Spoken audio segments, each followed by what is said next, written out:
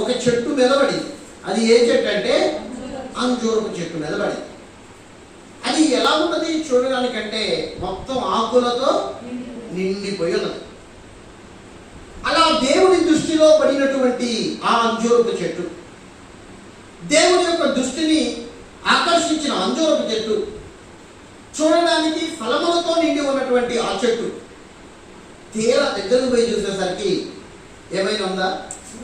పూత లేదు, గింజ లేదు, కాయ లేదు. ఎక్స్పెక్టేషన్తో పోయాడు. అక్కడ ఏం జరిగింది? నిరాశ ఎదురైంది. లేకపోతే ఏదైతే ఆశించాడో ఆశించింది అక్కడ లేదు. వెంటనే యేసుప్రభువు అన్నటువంటి స్టేట్మెంట్ ఏంటంటే, ఏమన్నాడు? ఇక మీదట ఎన్నటికి నీ పండ్లు ఎవరునో